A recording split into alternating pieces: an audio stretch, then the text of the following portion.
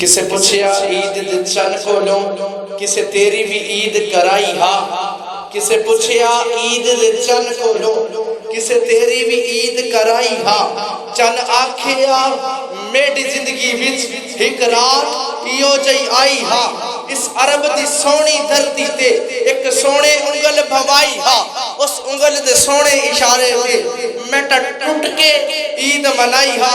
اب آپ کی مرکور توجہ میں دعوت تشریف لاتے ہیں محترم جناب حضرت مولانا آسمان خطابت کا چمکتا ستارہ محترم جناب عبدالوحید سلفی صاحب، میں ان سے ملتمس ہوں وہ آئیں اور خطاب فرمائیں۔ محترم جناب عبدالوحید سلفی۔ اللہ رب العالمین کا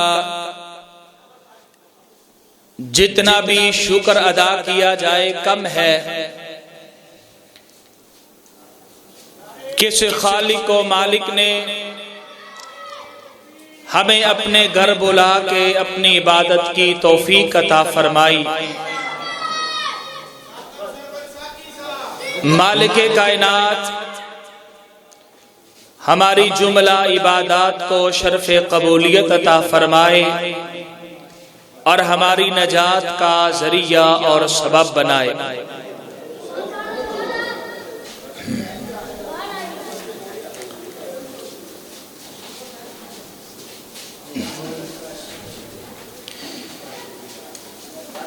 توجہ، علماء کرام کی ایک لمبی فہرست موجود ہے، اپنے اپنے وقت میں تمام علماء کرام خطابات فرمائیں گے اور ہم انشاءاللہ ان تمام علماء کرام کا خطاب سن کر جائیں گے انشاءاللہ۔ آج کی یہ خوبصورت محفل بڑے ہی خوبصورت عنوان سے سجائی گئی ہے،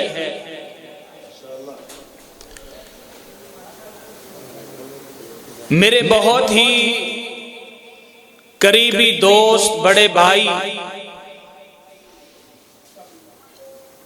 مرکزی جمعیت اہل حدیث کے درخشندہ ستارے اور مرکزی جمعیت اہل حدیث کے ابھرتے ہوئے خطیب حضرت مولانا محمد نواز عاجز صاحب حافظہ اللہ تعالی، ان کی دعوت پہ حاضر ہوا اور آج کا یہ پروگرام اس حوالے سے بھی بڑا اہم ہے کہ آج ان کے صاحبزادے اور ان کی صاحبزادی نے الحمدللہ درس نظامی بخاری تک اس کی تکمیل کر چکے ہیں۔ اس پر مسرت موقع پر انہوں نے اس خوبصورت محفل کا انعقاد کیا ہے، اس سے بڑی خوشی کی بات اور کوئی نہیں ہو سکتی۔ ہم سب اپنے بھائی کو مبارکباد پیش کرتے ہیں کہ انہوں نے انتھک محنت کر کے اپنی اولاد کو اسٹیج پہ پہنچایا، اور یہ بھی دعا کرتے ہیں کہ مالک کائنات ان سے دین کا زیادہ سے زیادہ کام لے اور ان کی اولاد کو ان کی آنکھوں کی ٹھنڈک بنائے۔ آمین تے کہہ دو یار۔ اللہ ہم سب کی اولادوں کو نیک اور صالح بنائے، ہماری آنکھوں کی ٹھنڈک بنائے۔ انتہائی اختصار کے ساتھ چند باتیں کر کے 15-20 منٹ میرے پاس ہیں، اس کے بعد میں اجازت چاہوں گا۔ علماء کرام میرے دائیں طرف اور بائیں طرف تشریف فرما ہے۔ حضرات ذی وقار، آج ہر بندہ پریشان نظر آتا ہے، کسی کو مالی پریشانی ہے، کسی کو صحت کی پریشانی ہے، کسی کو اولاد کی پریشانی ہے، کسی کو جاب کی پریشانی ہے، کسی کو بزنس کی پریشانی ہے۔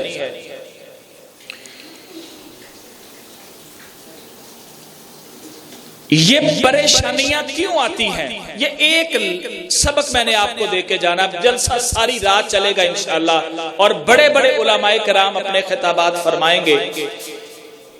کل کو صبح اگر کوئی پوچھے تو بتا دینا کہ ایک بندہ آیا تو اس نے یہ بات بتائی تھی، تاکہ یہ بات رکے نہ، دوسروں تک بھی یہ میسج پہنچ جائے۔ یہ آپ کے پاس امانت ہے، جو بھی خطیب یہاں آئے، جو بھی بات کرے، آپ نے دوسروں تک وہ کب پہنچائیں گے؟ جب آپ دھیان سے سنیں گے۔ توجہ ہے؟ مصیبتیں اور پریشانیاں کیوں آتی ہیں؟ اس کی کیا وجہ ہے؟ قرآن کریم نے بڑے ہی واضح اور کلیئر انداز میں یہ بات بتا دی، وَمَا أَصَابَكُم مِّن مُّصِيبَةٍ فَبِمَا كَسَبَتْ أَيْدِيكُمْ ظَهَرَ الْفَسَادُ فِي الْبَرِّ وَالْبَحْرِ بِمَا كَسَبَتْ أَيْدِي النَّاسِ۔ لوگوں، بحر و بر کے جتنے بھی فسادات ہیں اور جو بھی مصیبت تمہیں آتی ہے وہ تمہارے ہاتھوں کی کمائی ہوتی ہے۔ یہ مصیبت ہم خود لے کے آتے ہیں، پریشانیاں ہمارے اعمال کی وجہ سے ہوتی ہے۔ جو انسان بوئے گا وہی کاٹے گا، جو بوئے گا وہی کاٹے گا۔ جیسے انسان کے اعمال ہوں گے ایسا ہی معاملہ اس کے ساتھ کیا جائے گا۔ اگر انسان نیکی کے رستے پہ چلے گا، صراط مستقیم پہ چلے گا، تو مالک کائنات کی رحمتیں اور برکتیں قدم قدم کے اس کے ساتھ ہوں گی۔ اگر وہ اللہ سے بغاوت کرے گا، سرکشی کرے گا، تو اللہ رب العالمین اس کو مصائب میں، پریشانیوں میں اس طرح ڈال دے گا کہ وہ نکلنا بھی چاہے گا تو نہیں نکل سکے گا، جب تک اپنے گناہوں کی سچی توبہ نہیں کر سکتا۔ حضرات ذی وقار، قرآن کی اس آیت نے بتا دیا کہ جتنی بھی مصیبتیں آتی ہیں وہ کس وجہ سے ہیں؟ ہمارے گناہوں کی وجہ سے۔ نبی کریم صلی اللہ علیہ وسلم نے اپنے احادیث میں تفصیل کے ساتھ اس چیز کو بیان کیا۔ حضور نبی کریم صلی اللہ علیہ وسلم نے فرمایا کہ جس قوم میں فحاشی اور عریانی عام ہو جاتی ہے، اللہ رب العالمین ایسی قوم کو طاعون کی بیماری میں مبتلا کر دیتے ہیں۔ یہ ایک کینسر ہے، یہ زہر ہے، جس جسم میں یہ داخل ہو جاتا ہے اس جسم کو ڈیمیج کر دیتا ہے، ختم کر دیتا ہے۔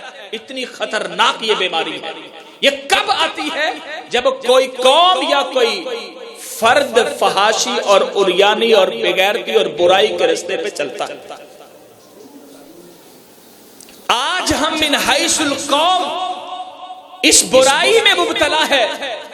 کس قدر بیماریوں نے ہمیں گھیر لیا ہے کہ ہمارے بڑوں نے ان بیماریوں کا نام تک نہیں سنا تھا، لیکن آج ہم اس میں پھنس چکے ہیں۔ اس کی وجہ کیا ہے؟ کہ ہم نے حیا کو چھوڑ دیا ہے۔ نوجوان کی نظر میں حیا ختم ہو چکا، اس کی گفتگو میں حیا ختم ہو گیا۔ وضو مانا گفتگو کرتا ہے، بے حیائی پہ مبنی گفتگو کرتا ہے۔ اس کی چال ڈال، اس کی بول چال، اس کا لین دین، تمام معاملات حیا سے خالی ہو چکے ہیں۔ رسول اللہ صلی اللہ علیہ وسلم نے فرمایا جب انسان بے حیا ہو جائے تو پھر جو چاہے کرتا پھرے۔ حضرات ذی وقار، یہ آج جو بیماریاں مسلط ہیں اس کی ایک وجہ یہ بھی ہے کہ جو شخص جتنا اس برائی میں مبتلا ہوگا اتنا ہی زیادہ وہ بیمار ہوگا۔ تو لہذا اگر کوئی تندرست زندگی بسر کرنا چاہتا ہے تو اپنے گناہ کی اللہ سے معافی مانگے اور اپنے اندر حیا پیدا کرے۔ رسول اللہ صلی اللہ علیہ وسلم نے ارشاد فرمایا کہ جب کوئی شخص گناہ کرتا ہے، اس گناہ کی وجہ سے اس کے رزق کو اس سے چھین لیا جاتا ہے۔ آج لوگ غربت میں مبتلا ہیں، یہ اللہ کی طرف سے بھی ہے معاملہ، کچھ آزمائشیں بھی ہیں، لیکن قرآن کہتا ہے، نبی کریم صلی اللہ علیہ وسلم کے فرامین سے یہ ثابت ہوتا ہے کہ رزق کی کمی بھی اللہ کی ناراضگی کا ذریعہ اور سبب ہوتا ہے۔ جب انسان گناہوں کی دلدل میں پھنس جاتا ہے تو مالک کائنات رزق کی برکت اسے چھین لیتے ہیں۔ لہذا اگر کوئی شخص یہ چاہتا ہے اس کی روزی میں برکت ہو، اس کو بہترین جاب ملے، اس کو اچھا کاروبار ملے، اس کے لیے قرآن کیا بیاتا ہے، وَمَن يَتَّقِ اللَّهَ يَجْعَل لَّهُ مَخْرَجًا وَيَرْزُقْهُ مِنْ حَيْثُ لَا يَحْتَسِبُ۔ جو اللہ سے ڈر گیا، جس نے اپنے گناہوں کی معافی مانگ لی، مالک کائنات اس کو وہاں سے رزق دیں گے جہاں سے اس کا وہم و گمان بھی نہیں تھا۔ اللہ سے ڈرنے والوں کو اللہ وہاں سے رزق دیتے ہیں جہاں سے انسان کا گمان بھی نہیں ہوتا، کبھی سوچا بھی نہیں ہوگا کہ یہاں میری جاب لگے گی، یہاں سے مجھے رزق آئے گا۔ اللہ ایسا رزق دیتے ہیں کہ برکت ہی برکت پڑ جاتی ہے۔ کس وجہ سے؟ وَمَن يَتَّقِ اللَّهَ يَجْعَل لَّهُ مَخْرَجًا۔ حضرات ذی وقار، بات کو مختصر کرتا ہوں، گناہوں کی وجہ سے مسائل، پریشانیاں، مصیبتیں آتی ہیں، اور توبہ کرنے سے یہ مسائل ٹل جاتے ہیں، یہ مصیبتیں ٹل جاتی ہیں۔ جو شخص جتنا اللہ کے قریب ہوگا، رجوع الی اللہ کرے گا، مالک کائنات اتنی ہی اپنی رحمتوں کا نزول اس پہ فرمائے گا۔ رسول اللہ صلی اللہ علیہ وسلم نے ارشاد فرمایا، من ترک للہ شیئا عوضہ اللہ خیرا منہ۔ آج اگر ہم جھوٹ پہ مبنی کاروبار کرتے ہیں تو اس کو چھوڑنے کے لیے تیار نہیں ہے، اگر ہم حرام کاروبار کرتے ہیں تو اس کو چھوڑنے کے لیے تیار نہیں ہے، ہم کہتے جھوٹ بولے بغیر ہمارا گزارا نہیں، ہیرا پھیری کرنے، دھوکہ کیے بغیر ہمارا گزارا نہیں ہوتا، یہ ہماری سوچ ہے۔ لیکن نبی کریم صلی اللہ علیہ وسلم کا کیا فرمان ہے؟ آپ کو یقین ہے نبی کریم صلی اللہ علیہ وسلم کے فرمان پہ؟ یقین ہے؟ انشاءاللہ ہم سے بڑھ کے کس کو یقین ہوگا؟ ہم نے تو مانا ہی اسی کو، ہم نے تو کسی دوسری طرف دیکھا ہی نہیں ہے۔ رسول اللہ صلی اللہ علیہ وسلم نے فرمایا، من ترک للہ شیئا عوضہ اللہ خیرا منہ۔ جو شخص اللہ کے لیے کسی گناہ کو چھوڑ دیتا ہے، اللہ کا وعدہ ہے اللہ اسے بہتر اس کو عطا کر دیتا ہے۔ اللہ اپنے وعدے کے خلاف نہیں کرتا۔ تو کیا خیال ہے، آج سے ہم اپنا تعلق اپنے خالق سے مضبوط کر لیں، اپنے اللہ کو منا لیں۔ رجوع اللہ اس قدر ضروری ہے، اللہ سے اپنے گناہوں کی معافی بہت ضروری ہے۔ آج جو حالات ہمارے گھروں کے بن چکے ہیں، ہر بندے کے چہرے پہ پریشانی ہے، واللہ العظیم اللہ کی طرف رجوع کر لو، اللہ ساری پریشانیوں کو دور فرما دے گا۔ رزق کی کمی ہے، مالک کائنات رزق کی فراوانیاں کر دے گا۔ اولاد کی ضرورت ہے، اللہ رب العالمین نیک اور صالح اولاد سے نواز دے گا۔ صحت کی ضرورت ہے، اللہ رب العالمین صحت والی زندگی عطا فرما دے گا۔ کس وجہ سے؟ جب ہم اپنا تعلق اپنے خالق سے جوڑ لیں گے۔ قرآن کیا کہتا ہے؟ فَقُلْتُ اسْتَغْفِرُوا رَبَّكُمْ إِنَّهُ كَانَ غَفَّارًا يُرْسِلِ السَّمَاءَ عَلَيْكُمْ مِدْرَارًا وَيُمْدِدْكُمْ بِأَمْوَالٍ وَبَنِينَ وَيَجْعَلْ لَكُمْ جَنَّاتٍ وَيَجْعَلْ لَكُمْ أَنْهَارًا۔ تم اللہ سے اپنے گناہوں کی معافی مانگ کے دیکھو تو صحیح، اللہ تمہیں بیٹے بھی عطا کرے گا، اللہ تمہیں مال بھی عطا کرے گا، اللہ تمہیں صحت بھی عطا کر دے گا۔ لیکن آج ہم نے اپنا تعلق اپنے خالق سے توڑ لیا ہے۔ ایک سبق اپنے پلے باندھ کے لیجئے، ہم نے اپنے اللہ کو راضی کرنا ہے، اپنے خالق سے سلو کرنی ہے اور گناہوں کو چھوڑ دینا ہے۔ گناہوں کے اتنے برے اثرات ہیں انسانی زندگی پہ، انسان سوچ بھی نہیں سکتا۔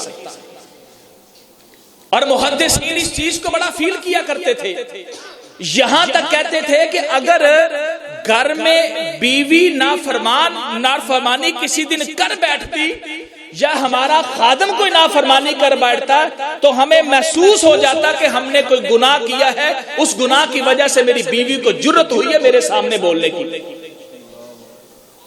وگرنہ نہ میرا خادم نہ میری بیوی میرے سامنے کبھی بول نہیں سکتی۔ اور یہاں تک وہ محسوس کرتے تھے کہ جب رستے میں جاتے ہوئے اگر کتا بھونک جاتا یا ان کے پیچھے جاتا، وہ کہتا کبھی یہ بولنا نہیں ہے، آج کیوں بولنا ہے؟ جب وہ سوچتے تو کہتے کہ کل میرے سے فلاں غلطی ہوئی تھی، اس کی وجہ سے آج اس کتے کی جرأت ہو گئی ہے کہ میرے اوپر بول رہا ہے۔ ورنہ جب اللہ کے رستے پہ چلنے والے اللہ رب العالمین ایسے لوگوں کو اپنا ولی بناتا ہے، اپنا دوست بناتا ہے، تو حضرات ذی وقار باتیں بہت کرنے والی لیکن اپنا تعلق اپنے خالق و مالک سے مضبوط کرنے۔ اللہ کا وعدہ ہے کہ جب اللہ کا بندہ میری طرف آتا ہے تو میری رحمت اس کی طرف دوڑ کے آتی ہے۔ ہم نے اللہ کی رحمت کو حاصل کرنا ہے، اور اللہ رب العالمین کی رحمت حاصل کرنے والی قوم یا کوئی فرد اللہ رب العالمین اس سے بڑا خوش ہوتے ہیں، بڑا خوش ہوتے ہیں۔ حدیث میں آتا ہے کہ اللہ رب العالمین جو شخص اللہ سے اپنے گناہوں کی توبہ کرتا ہے، اللہ اتنے خوش ہوتے ہیں، اتنے خوش ہوتے ہیں کہ جس طرح وہ شخص جس کا اونٹ جنگل بیابان میں سامان سمیت گم ہو گیا تھا، جب وہ سو کے اٹھا تو اونٹ اس کو مل گیا، اس نے کہا تو میرا بندہ اور میں تیرا خدا، خوشی میں اتنا وہ بات کہہ گیا۔ نبی کریم صلی اللہ علیہ وسلم نے فرمایا اللہ تعالیٰ اس سے بھی زیادہ بندے سے خوش ہوتے ہیں، اور کتنا خوش ہوتے ہیں، کبھی اللہ کو منا کے دیکھو تو صحیح۔ ہم نے کبھی اللہ رب العالمین کی وحدانیت کا صحیح معنوں میں اقرار کیا ہی نہیں ہے۔ ہم اللہ سے بڑی دور ہے، سنو ہی نہیں کرتے، قریب آؤ اللہ پھر قریب کرتے ہیں، پھر کہتے ہیں اللہ ہماری سنتا نہیں، اللہ ہماری مانتا نہیں، اللہ ہم پہ رحمتیں نازل نہیں کیتا۔ ہم نے اللہ کو اپنے قریب، اللہ کے قریب کیسے ہوئے ہیں ہم؟ جنہوں نے صحیح معنوں میں اللہ سے معافی مانگ لی، اللہ رب العالمین ایسی قوم سے بڑے خوش ہوتے ہیں۔ دو مثالیں دے کے اپنی بات کو ختم کروں گا۔ حضرت یونس علیہ السلام پہ وحی نازل ہوئی، مالک کائنات نے فرمایا کہ اے میرے نبی یونس، آپ کی قوم پہ 3 دن بعد عذاب آنے والا ہے۔ حضرت یونس علیہ السلام نے اپنی قوم کو الرٹ کیا، وارننگ دی کہ 3 دن بعد تم پہ عذاب آئے گا، اور قوم نے کہا کہ یہ نبی کی بات ہے، یہ جھوٹی نہیں ہو سکتی، عذاب آئے کے رہے گا۔ حضرت یونس علیہ السلام اتنی بات کہہ کے اس بستی سے، بولو اس بستی سے نکل گئے، قوم کو اس کے حال پہ چھوڑ گئے کہ اس پہ تو عذاب آنے والا ہے۔ اب قوم کے دنا اور سیانے اور سمجھدار لوگ انہوں نے میٹنگ کی۔ یہ میں بتانے لگا ہوں کہ اللہ کو راضی کرنے کا فائدہ کیا ہوتا ہے۔ انہوں نے میٹنگ کی کہ بھائی نبی کی بات جھوٹی نہیں ہو سکتی، عذاب آنا ہی آنا ہے، اب ایک ہی رستہ ہے کہ ہم اپنے خالق سے سلو کر لیں، اپنے خالق و مالک کو منا لیں۔ پوری قوم، بچے کیا، بوڑھے کیا، عورتیں کیا، مفسرین نے لکھا ہے کہ انہوں نے اپنے جانوروں کو بھی اپنی بستی سے نکالا اور میدان میں لے گئے۔ اتنے خوبصورت انداز سے اللہ سے معافی مانگی، اتنا پیارا انداز اختیار کیا، من حیث القوم، سب نے، اے مالک کائنات تیرا عذاب آنے والا ہے، ہم تیرے باغی تھے، آج ہم تجھ سے سلو کرتے ہیں، اللہ ہم نہیں تیری نافرمانی اور بغاوت کرتے۔ اللہ رب العالمین نے فرمایا میرا یہ اصول ہے کہ جب میں کسی قوم پہ عذاب لانے کا وعدہ کر لیتا ہوں، ارادہ کر لیتا ہوں، اس کو کبھی ٹالتا، وہ عذاب آ کے رہتا، یہ اللہ کا قانون اور اصول ہے۔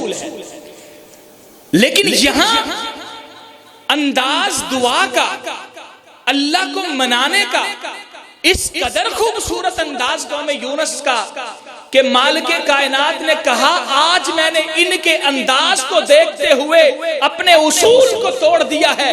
قوم یونس کے اس انداز کو جو اس نے اللہ سے سامنے اختیار کیا، اللہ رب العالمین نے فرمایا اللہ قوم یونس، یہ واحد قوم یونس ہے جس کو میں نے آئے ہوئے عذاب کو ان کی گری ازاری، گڑ گڑانے اور توبہ کی وجہ سے میں نے ختم کر دیا، ساری قوم کو معاف کر دیا۔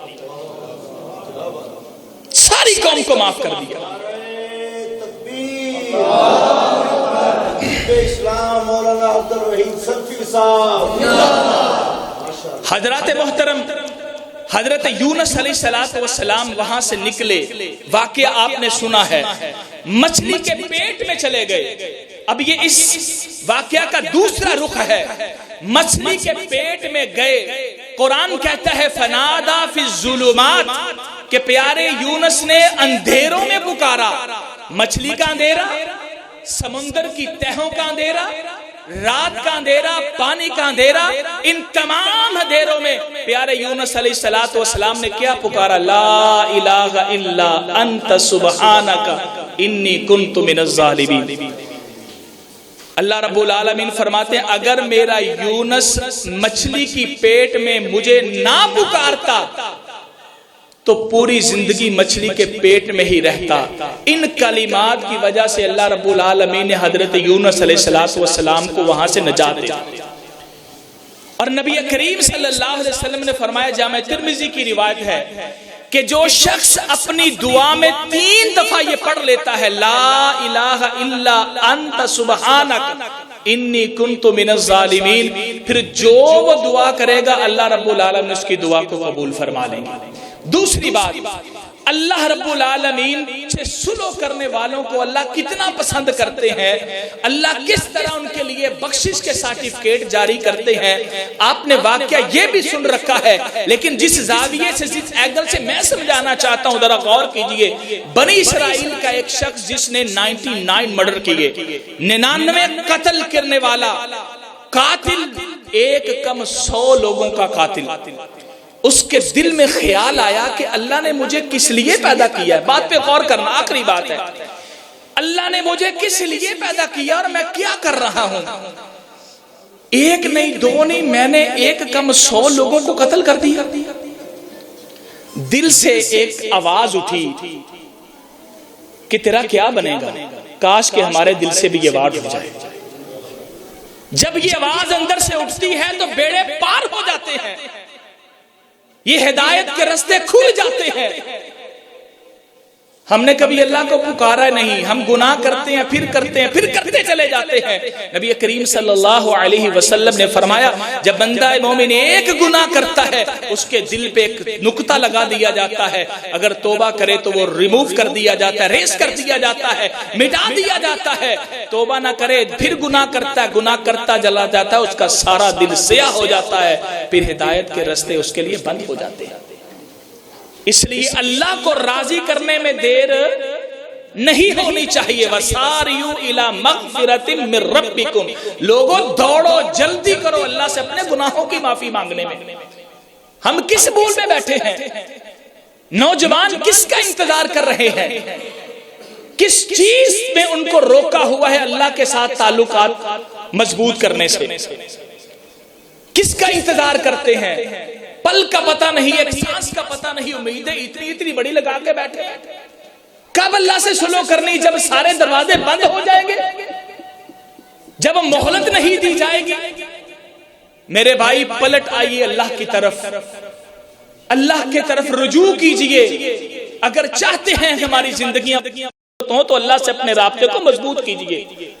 چھوڑ دیجئے اپنا وقت ضائع کرنا، چھوڑ دیجئے بری مجلسیں، چھوڑ دیجئے برے دوست، چھوڑ دیجئے فیس بک پہ ایسے فضول وقت ضائع کرنے پہ اللہ کی طرف لگائیں، ذکر پہ لگائیں، نماز پڑھیں، لوگوں کو نیکی کی دعوت دیں، اپنے آپ کو سنواریں، اپنے گھر کا ماحول درست کریں۔ کچھ پتہ نہیں زندگی کا دنیا میں بن کیا رہا ہے، کس کی کا پتہ چل رہا ہے؟ کوئی آج ادھر بیٹھا کل نظر نہیں آتا۔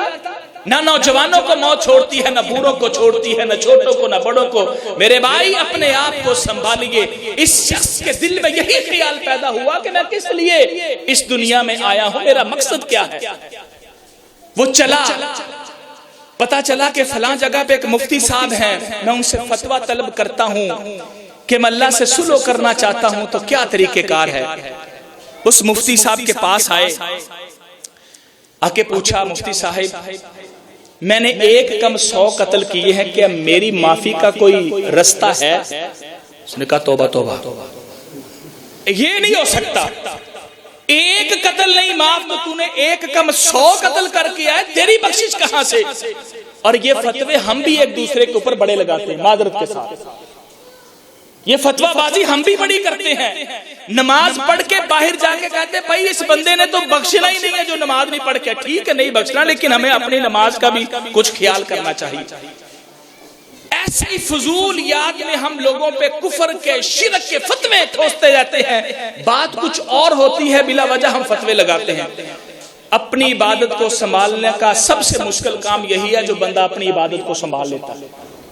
ربنا تقبل منا انک انت السمیع العلیم، اللہ سے یہی دعا کریں اللہ ہم نے جو عبادت کی ہے اس کو قبول فرما لے۔ کسی پہ انگلی اٹھانے سے پہلے خود ہم سوچیں کہ میں کہاں کھڑا ہوں۔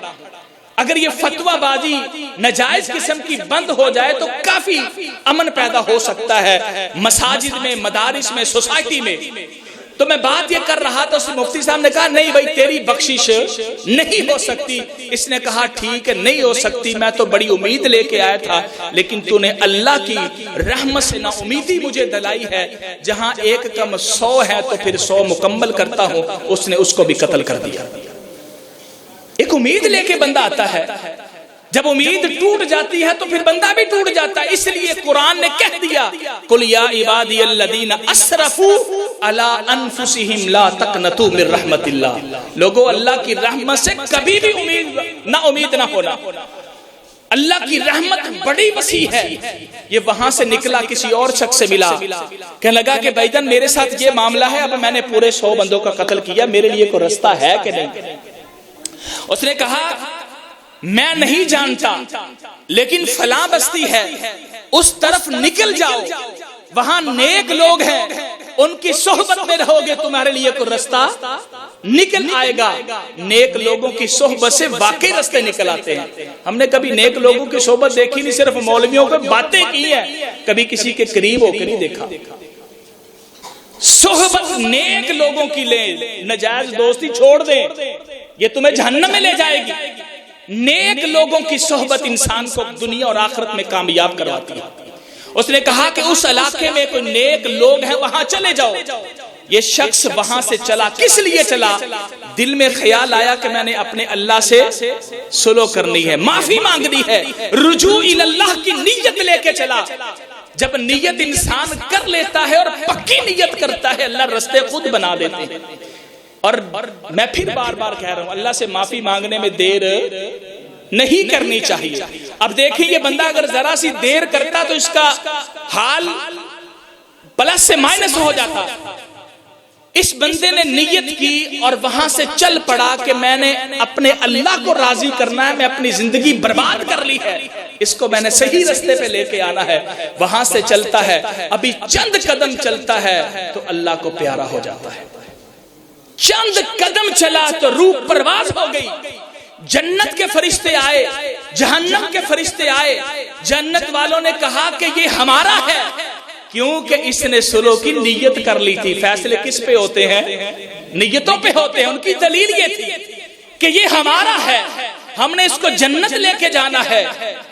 جہنم والوں نے کہا ابھی تو یہ چلا ہی تھا، یہ وہاں تک پہنچا ہی نہیں ہے، توبہ کی ہی نہیں ہے، تو بخشش کس چیز کی؟ لہذا اس کو ہم نے جہنم میں لے کے جانا ہے۔ یہ بحث مباحثہ، یہ بات جیت فرشتوں میں ہو رہی تھی۔ مالک کائنات نے دو ٹوک فیصلہ سنا دیا، مایا فرشتوں رک جاؤ، میں تمہیں بتاتا ہوں اس کا سولوشن کیا ہے، اس کا حل کیا ہے۔ فرمایا کہ تم زمین کو ناپ لو، میئر کر لو، اگر یہ زیادہ چل کے گیا ہے اس بستی کی طرف، زیادہ قدم اس نے اٹھائے ہیں تو اس کو جنت والے فرشتے لے جائیں، اگر کم اٹھائے ہیں تو پھر جہنم والے فرشتے اس کو لے جائیں۔ توجہ فرمائیں، اب یہ چلا کتنا تھا؟ صرف چند قدم۔ کتنا چلا تھا؟ چند قدم چلا تھا۔ اگر میئر کیا جاتا تو جہنم کے فرشتے اس کو لے جاتے، بستی دور تھی، وہ خالق و مالک جو حضرت ابراہیم علیہ السلام کے لیے آگ کو گلزار کرنے پہ قادر ہے، جو حضرت موسیٰ علیہ السلام کی فوج کو دریا سے پار لگانے پہ قادر ہے، جو حضرت اسماعیل کو چھری سے نیچے بچانے پہ قادر ہے، اس خالق و مالک نے زمین کو حکم دیا کہ سکڑ جا، وہ زمین سکڑ گئی، فرشتوں کو کہا میّر کرو، جب میّر کیا گیا تو چلنے والے قدم زیادہ تھے، اللہ نے اس شخص کو جنت کا داخلہ عطا فرما دیا۔ حضرات ذی وقار، یہ باتیں معمولی نہیں ہیں، یہ میرے طالب علم کی ایک آواز تھی جو آپ تک پہنچائی۔ سبق یہی ہے، رجوع اللہ، اس میں تاخیر نہیں۔ اغتنم خمسا قبل خمس، شبابک قبل حرمک، وصحتک قبل مرضک، وغناک قبل فقرک، وموتک قبل حیاتک۔ رسول اللہ صلی اللہ علیہ وسلم نے فرمایا کہ اگر تم صحت مند ہو تو اس کو صحت کو غنیمت جانو، فارغ ہو تو فرصت کو غنیمت جانو، تمہارے پاس مال ہے تو اس کو غنیمت جانو، تمہارے پاس صحت ہے تو اس کو غنیمت جانو، تمہارے پاس زندگی ہے تو اس کو غنیمت جانو۔ جب زندگی کے سانس ختم ہونے کے قریب ہوتے ہیں، بندہ بڑی کوشش کرتا ہے لیکن اس کو موقع نہیں دیا جاتا۔ حضرات ذی وقار، اللہ رب العالمین ہم سب کو رجوع اللہ کرنے کی توفیق عطا فرمائے، اپنا تعلق اپنے خالق و مالک سے مضبوط کرنے کی توفیق عطا فرمائے۔ جب ہم اپنی سلو اللہ سے کر لیں گے تو اللہ رب العالمین کا یہ وعدہ ہے، وَمَن يَتَّقِ اللَّهَ يَجْعَل لَّهُ مَخْرَجًا، میں تمام تنگیوں کو تم سے دور کر دوں گا اور وہاں سے رزق دوں گا جہاں سے تمہیں وہم و گمان نہیں ہوگا، تمام مسائل تمام پریشانیاں دور ہو جائیں گی۔ اللہ رب العالمین ہمیں صحیح معنوں میں قرآن و حدیث کو سمجھ کر اس پر عمل کی توفیق عطا فرمائے۔ اقول قولی ھذا استغفر اللہ لی ولکم ولسائر المؤمنین واستغفروہ انہ هو الغفور الرحیم۔ السلام علیکم ورحمۃ اللہ وبرکاتہ۔